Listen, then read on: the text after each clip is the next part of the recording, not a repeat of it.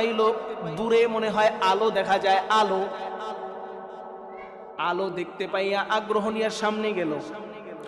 সামনে যাওয়ার পরে সামনে যে তাকায় দেখে যে আলো না সেটা ছিল আগুন।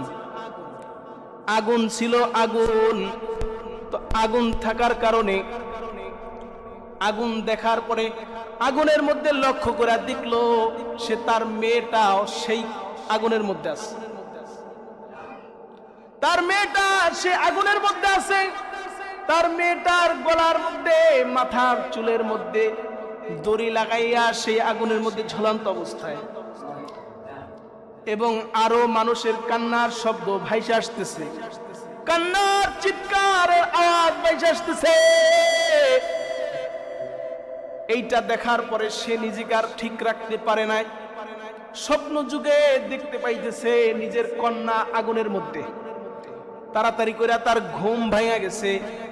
ঘুম ভাঙা যাওয়ার কারণে ঘুম ভাঙার পরে সকাল যখন হয়, সকালবেলা বড় পীর আব্দুল কাদের জিলানী রহমাতুল্লাহি আলাইহির কাছে আসছে। বড় অস্থির পেরেশান হইয়া ছুটে আসছে। বড় পেরেশান হইয়া ছুটে আসার কারণে বলতেছে, ও মা, তোমার কি হয়েছে, তুমি পেরেশান কেন? বলতেছে, আল্লাহর ওয়ালি, আপনি যে আমাকে আমলটা শিখাই দিছিলেন, ওই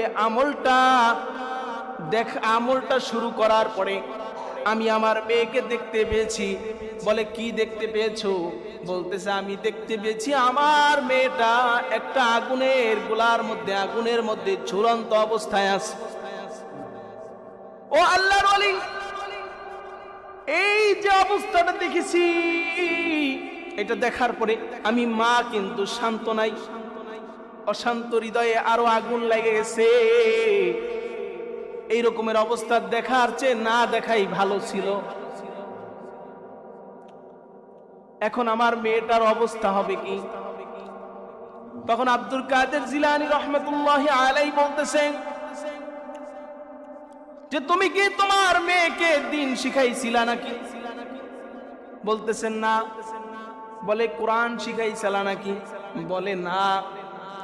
তুমি তাকে নামাজ শিখাইছিলা নাকি? না।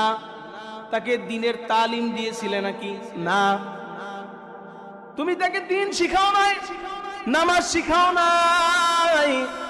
যে কারণে সে অজ্ঞ ছিল, সে নিজেকে জাহান্নামী করে ফেলেছে।